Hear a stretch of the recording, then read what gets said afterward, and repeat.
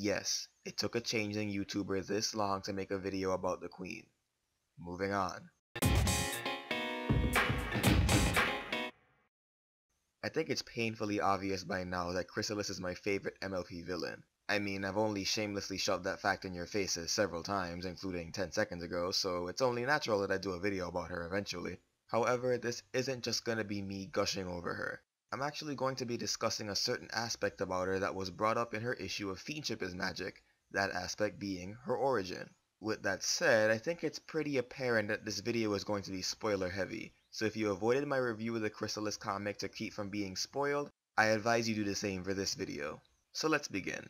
To refresh your memories, in the final issue of Fiendship is Magic, one of the last scenes revealed how Chrysalis and the Changelings came to be. A pool of infected muck caused a series of mutations that eventually led to the birth of the Changelings. In other words, Chrysalis was evil because she was born that way. I know there's a lot of uncertainty within the fandom regarding the comic's validity as canon. As it stands now, the comics are B-canon, meaning that the show takes precedence over it. But for the sake of this discussion, let's put all notions of canon aside for a moment. Now, this origin did not go over well for some. A common headcanon amongst fans was that Chrysalis's motive for the Canterlot invasion was simply to feed her kind, and the general issue that some fans had with the origin she was given in the comics was that a lack of a tragic backstory cheapened her character, thus making her one-dimensional and uninteresting. However, I'd like to challenge that. You see, folks, I am of the opinion that a villain does not need a tragic backstory or some sympathetic qualities in order to be a good villain. While a good origin story can help to bring some much needed depth to an otherwise flat character, as the Sombra issue has so brilliantly proven, it's certainly not a requirement. Take Firelord Ozai from Avatar: The Last Airbender as an example. We know next to nothing about how he was raised or how he came to be the madman that tried to end the world in fire. The most we know is that he was just raised on his grandfather Sozin's philosophy, so he has no deep backstory. But how about some sympathetic qualities? Let's see if you can come up with any. Don't worry, I'll wait. See what I mean?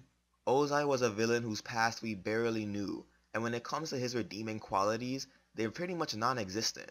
He permanently burned his son's face. He forced his wife into marrying him and frequently abused her, ultimately banishing her from the Fire Nation, and he tried to use the power of a comet to literally destroy the Earth.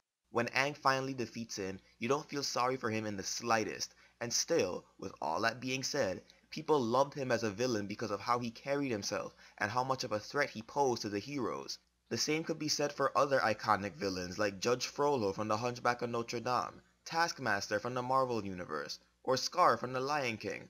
Maybe I need a more direct comparison though. Let's take two villains from the same series that represent both sides of the spectrum. Tai Lung from Kung Fu Panda 1 and Lord Shen from Kung Fu Panda 2. Tai Lung is the tragic backstory villain while Shen is the just because villain. Both were serviceable antagonists in their respective films. However, one of the main praises for Kung Fu Panda 2 was that Shen was an improvement over Tai Lung. Sure, Tai Lung had an interesting backstory with Master Shifu, and he's definitely got Shen beat in the physical strength department, but what else is there? The majority of his time in the film is spent showing how dark and badass he is, and how well he can hold his own in a fight. But beyond that, there isn't much else. The only real moment of character that we get from him is when he had his short fight with Shifu. Now let's look at Shen. His background definitely wasn't as deep as Tai Lung's. He always loved to destroy things, and he was willing to massacre an entire race just to keep a prophecy from coming true. It was neither tragic nor sympathetic.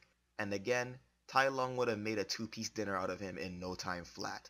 However, everything else about Shen makes up for what he lacks in his background. The way he carries himself, the way he torments Po, the way he speaks with his minions, the commanding presence that he has, and the threat that he poses not only to the heroes, but to their entire way of life. With all that going for him, who cares if his backstory is simple? This is the point that I'm getting at with Chrysalis. I think that her validity as a villain is not defined by her past, but rather by the actions she took in the present. What drew me to her was her personality, her design, her presence. That's where her strength as a character lies, and the simple just because origin that she was given does not make her any less of a character.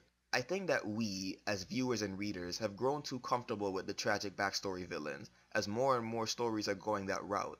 I, for one, am glad that they didn't do that with Chrysalis. We need some more just because villains in order to diversify our antagonist pool and shake things up a bit. and Chrissy is a great character to do that with. Go on ahead with your bad self. There's definitely a discussion to be had here about villains, so I'd love to hear what you guys have to say. And a special shout out to Magic Man, one of my subscribers, whose comments helped to inspire this video. So, what do you think about Chrysalis and her role as a villain? Let me know in the comments below or hit me up on Tumblr, and consider supporting me on PayPal through art commissions or donations. Until next time, keep it sketchy, folks.